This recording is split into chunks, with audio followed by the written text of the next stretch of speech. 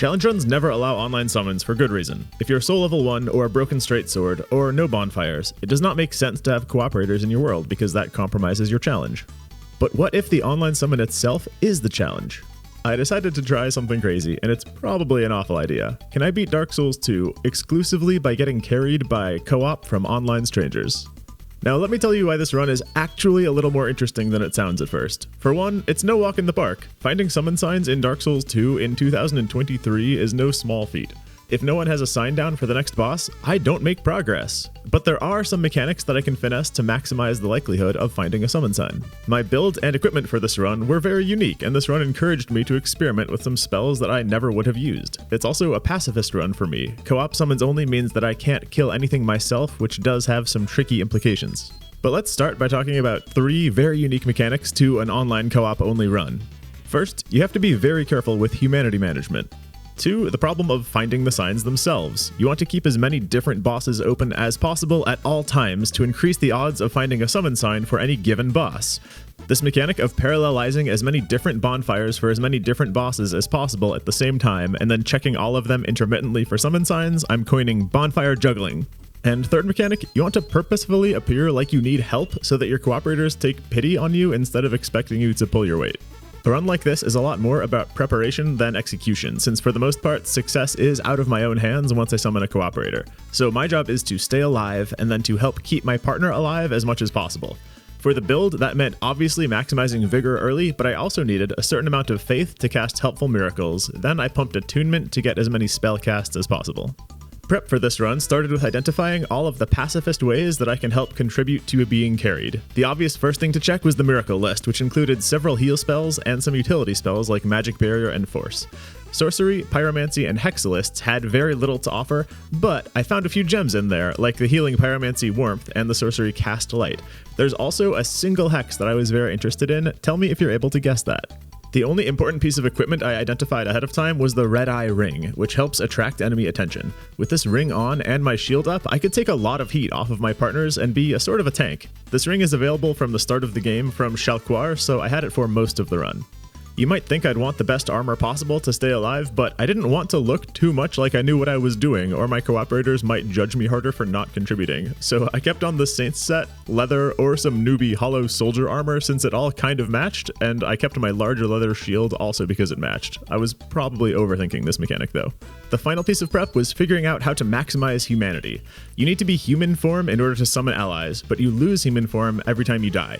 Human effigy items are how you restore it. I knew you tend to have abundant effigies by the end game, but I was worried I might lose my small supply in the early game and stall out prematurely. I expected my cooperators to be rushing me through areas directly to the bosses, ignoring chests and any items off the main path of the level, so I didn't think that I would be picking up the human effigies scattered around the levels. This turned out to be wrong for 2 reasons though. For one, since I ended up doing so much waiting by bonfires for summon signs to show up, I chose to kill time by doing little sprinted runs through the levels and gathering some of the items ahead of time. But even better, the cooperators that I summoned were more often than not very patient guides who carefully held my hand through the levels, pausing and gesturing to make sure that I grabbed various chests and hard-to-find items.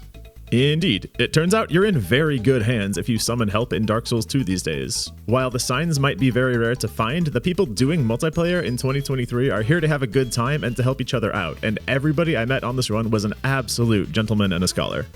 Anyway, humanity was not an issue this run like I thought it might be. If I ever got completely down to 0, it would be fixable by putting down my own summon sign using the white soapstones. I wouldn't be able to contribute much to my host, but completing your cooperation does restore your human form status, so there was never a way for the run to completely stall out. First, I grab all the free initial items, nab my endgame weapon, the binoculars, and then set about grabbing the white sign soapstones so that I could ensure the run doesn't die. I rush to the Forest of the Fallen Giants and grab those stones pretty easily, then I just chill at the Cardinal Tower bonfire until I got my first summon sign. Lou Bagkos was my first summon this run, and I did not have to wait very long for him. He was an absolute gentleman who did a lot more than just rush the boss. He gave me a proper escort, he led me to items, and he got the bonfire shortcut open for me. He was also just hitting parries and generally fighting very well. I would have trusted him alone for the last giant, but he actually encouraged me to summon the other NPCs, so we all went in as a huge crew. The first boss went down very easy, and the run was officially kicked off. As a fun surprise for me, there was already another small sign down when I returned to the bonfire. I didn't trust a small sign phantom to last long enough to hit the pursuer boss, so instead I greedily tried to get this player to help me kill the mini-boss pursuer instead, who was right nearby. Raphael was an absolute champ about it, after a bit of initial confusion trying to direct him up there. He had a mace, which was a great weapon for the heavily armored enemy, and he was also hitting parries, which I didn't know you can do on the pursuer. There was a funny moment when I had to put down my binoculars because the pursuer all of a sudden decided to pursue me, but the encounter was mostly pretty clean. Hidestower of Flame was next, and it was still quick enough to find summon signs here. I found Lucasen pretty quickly, who had insane DPS and a fun sense of humor. Now, I didn't play Dark Souls 2 as a caster, so I'm not sure what spell he's spamming, but it is absolutely melting the enemies here. He also had poison arrows ready to handle the Wyvern. This guy was way overgeared for doing multiplayer in a start of game area. And yet, he died against Ornstein. Luckily, he put a sign down, but he died again just diving into the ocean. Then something messed up happened. He invaded me. Like a Team Rocket Pokemon card, he evolved into Dark Lucasen and came for my ass. Luckily, he didn't come in swinging because humanity was still very scarce to me and precious at this stage. Instead, he sated his bloodlust watching this knight brutalize me for a few minutes before he returned home, which did allow me to rest at the bonfire and reset the night. Then, thank goodness, he did put a summon sign down. We tried for a third time, and he did make quick work of Ornstein. Then, with another summon sign from him, we took down Dragon Rider. Maybe Lucasen went back to brutalizing new players with endgame gear, but I like to hope we set him on the path of righteousness. That last boss opened up the single most significant power boost for my entire run. Licia of Lindelt had so much for me. I bought a second copy of Heal, I bought Mead Heal, and Great Heal Excerpt, plus what would go on to be my most important spell of the whole game, Force. Now this non-damaging spell just makes a small shockwave that can interrupt the actions of small and medium-sized enemies. It helped me stay alive, and it was my best way of actually helping my cooperators by keeping regular enemies off of them. It legitimately turned out to be great against the many invading red phantoms of Dark Souls 2 as well. But that's not all that Licia has to offer. If we talk to her after having 30 faith, she gifts us the Saints set, the hood of which slightly increases our spell casts. For this reason, I stuck all of my initial level ups into faith until we got this set. Then we keep the hood on the whole game to maximize casts of force. Okay, it's Worf. Worf took ages to find co-op signs. A couple of dicks were doing invasions here too, so my precious humanity was at risk. Once I found a sign which I clicked immediately, but somebody else had already gotten there, which goes to show there is a large demand for co-op help in Dark Souls 2 and not enough people laying down signs. That's one thing this run made abundantly clear, so I will humbly remind anyone playing Dark Souls 2, please put a sign down as you make your way through an area because there are lots of people hoping for help. If I ever refer to days of waiting, by the way, I don't mean multiples of 24 hours of waiting. I mean checking back for summon signs at various bonfires and sitting for maybe an hour or two at various times of day over the course of several days. What I would do is check each fire, then park at the one most likely to have a summon sign, and then play Vampire Survivors for a while. With that clarified, after a few days waiting at the wharf, I found Jeigh, who was a skilled player, but they very suddenly returned home about halfway through the level. It looked like a disconnect, and I thank you for trying anyway, Jeigh. Another few days later, I finally get Goldslick, who gave me an expert escort through about 85% of the level before they died. Luckily though, there were two more player summon signs right around where I lost Goldie, and they wiped the floor with Flexile Sentry for me. Now, I had a lot of great co-op partners this run, but two of them stand out as Guardian Angels, and we have just met our first one. So I ride the boat to Lost Bastille, and there is already a summon sign waiting for me at the bonfire from Maybe. I'm giggling like a baby as I rush to summon her again. Maybe is an expert fighter, but also a very patient guide, pointing me to an Estus shard and then using a neat trick to open a one-way door from the wrong side that I never knew about. She also encouraged me to start another Pursuer mini-boss, which she completely carried, and which turned out to be extremely beneficial because I got human effigies plus an F-boy. Unfortunately, I lose the trail after she carries Ruin Sentinels, but that is not the last we see of her. I used my Bastille Souls to grab the cast speed ring from Carhillion, and then I level my int up to 10 for one specific spell that we will get a while later. Now, enter the first awkward puzzle of not knowing which bonfire to wait at.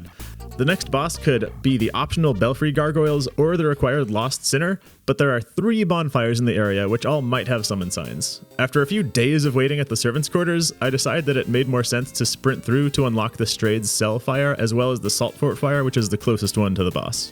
I'm happy I did this, since Strayed sells the Unveil spell for me. That's a miracle that just makes a small red crayon float through the air toward the nearest enemy. The spell is almost entirely useless, except maybe for indicating submerged aqua zombies in the Shrine of Amana, but it's fantastic for trolling, so I do keep it slotted for the rest of the run.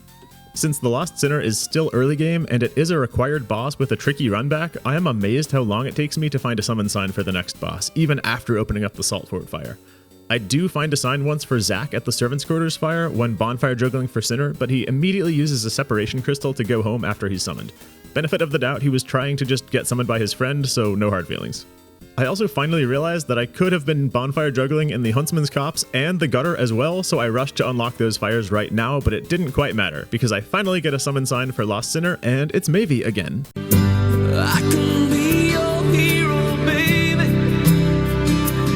It's been about 5 days waiting now. Maybe appears to have changed build since we last met, but she's still the same jolly cooperator. She easily takes down Sinner, even though I am punished for trolling with Unveil. Now, I am so blessed by my guardian angel right now, and Maybe makes it her mission to get me through as much of the game as she can. I find Maybe's sign right away in the Huntsman's Copse. Now here, she kills most of the enemies, but leaves this one butterfly alive in a tree with like 1 hit point. I tried to help her see it, but Maybe ignored the Unveil, which was super sad. We take down the Skeleton Lords next, and I'm actually kind of useful in this fight. Force can stagger the Skeleton Lords out of their actions, and then the Red Eye Ring does pull the hordes of skeletons who spawn. Maybe is still down to clown after this, and I find her sign yet again in the Harvest Valley.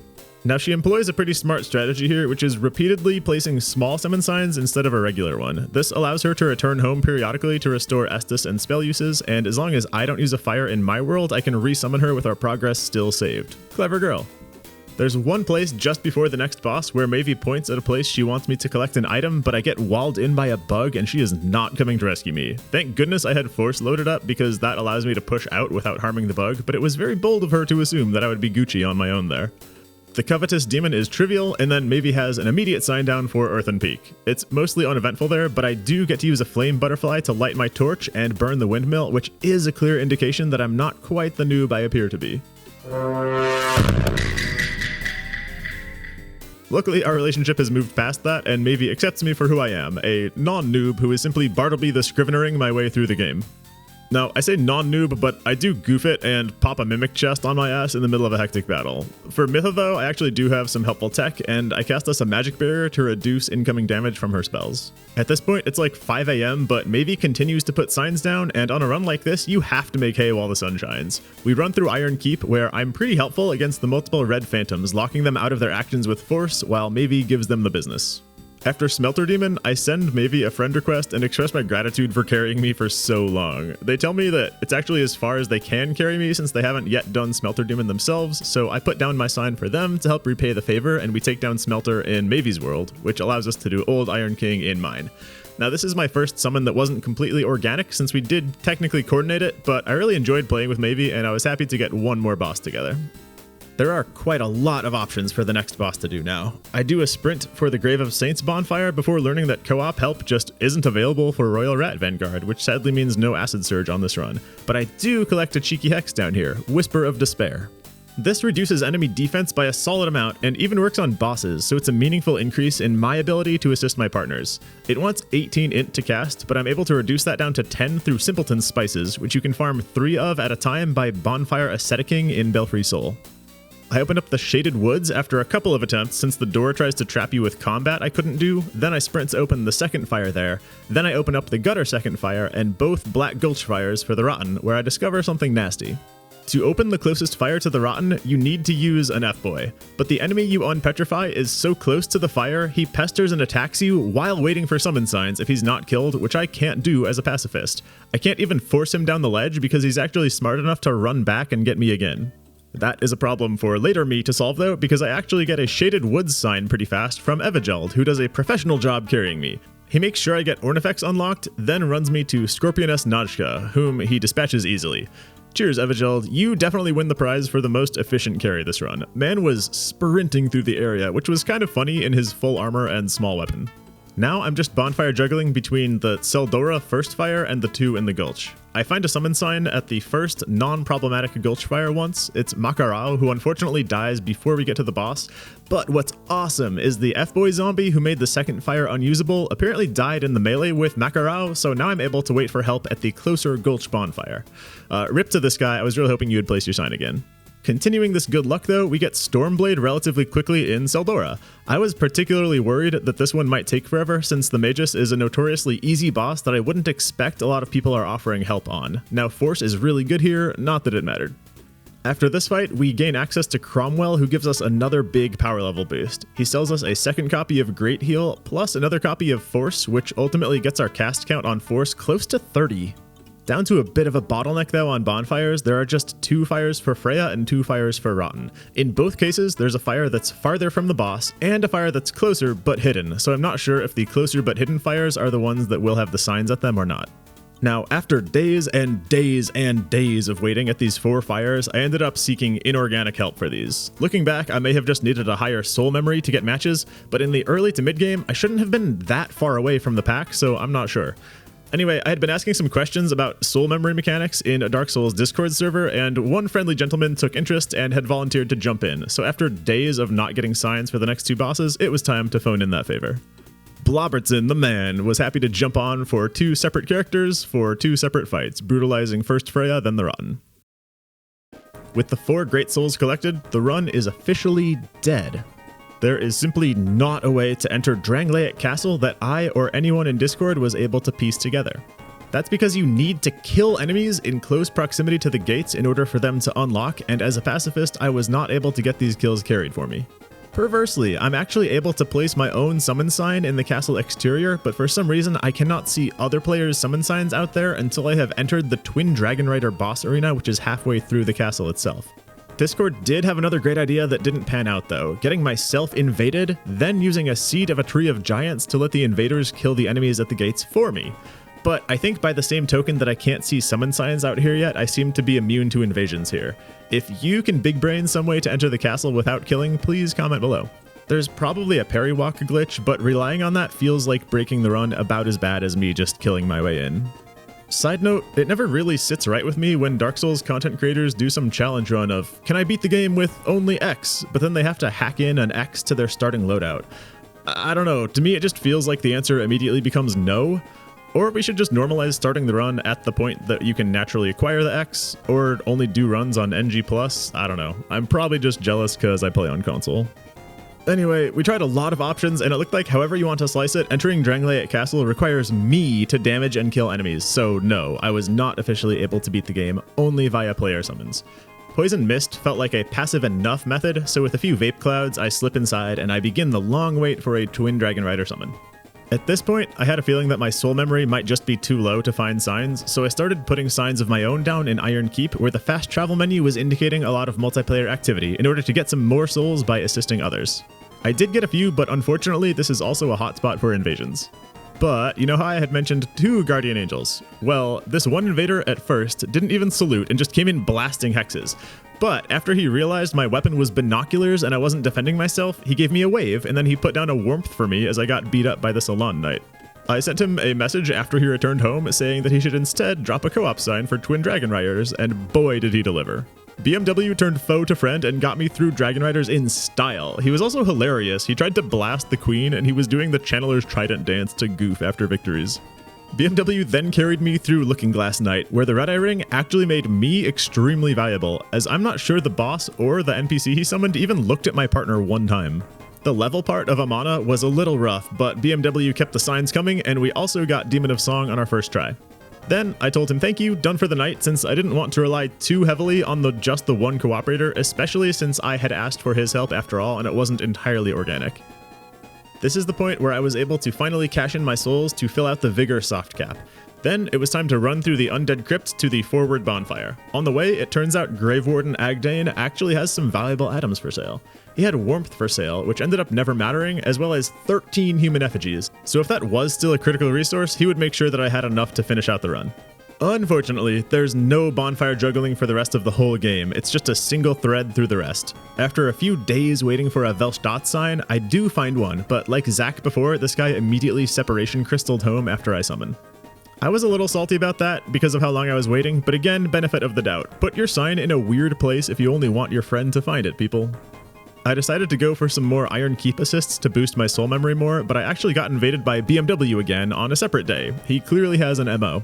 This time he killed me before sending a message saying, oops, he didn't realize it was me, and then he offered to run me some more bosses. It had been a few days at this point, so I am happy to accept, and we take down Velstadt. Great Magic Barrier was a good help here against his dark damage.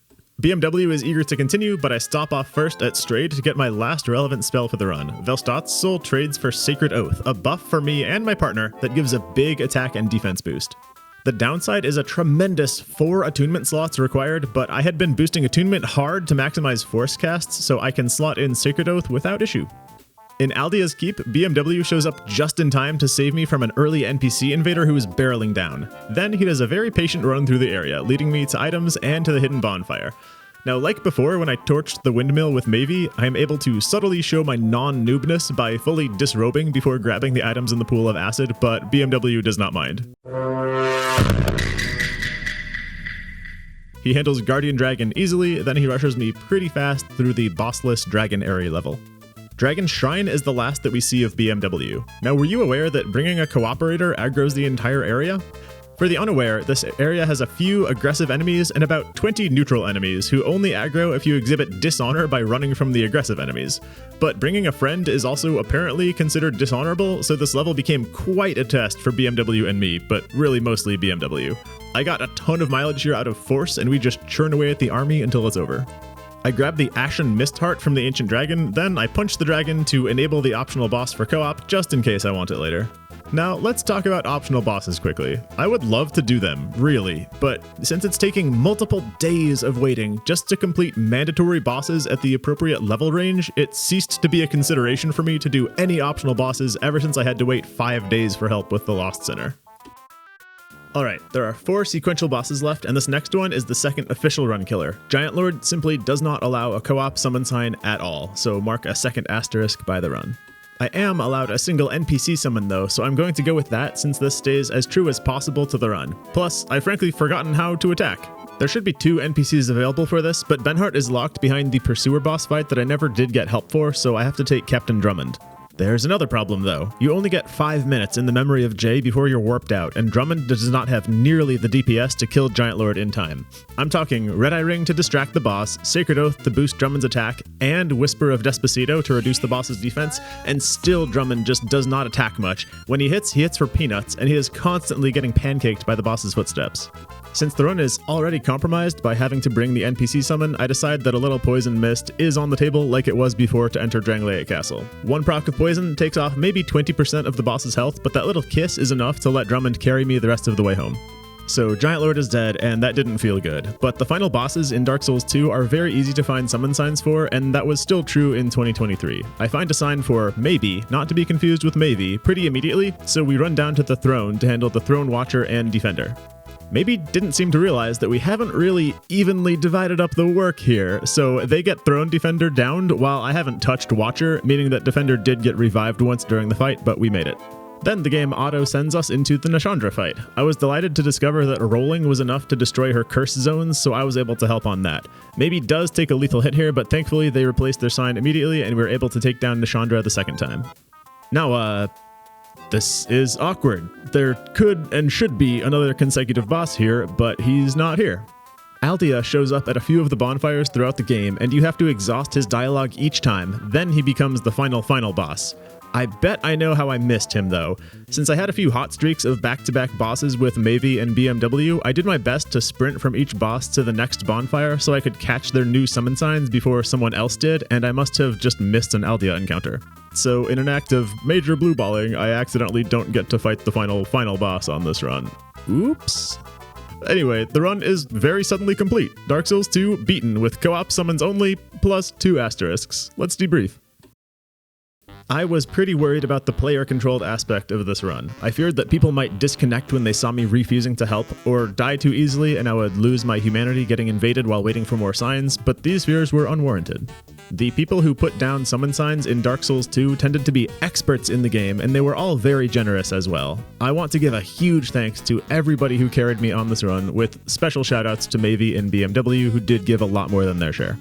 There were only 4 hiccups with the co-op this whole time. I had the one guy who probably just lost internet halfway through the wharf, then I had those 2 separation crystal people who went home immediately after summoning. Then I had that invader in Iron Keep who ended up putting the team on his back after I wololoed him over to the good side.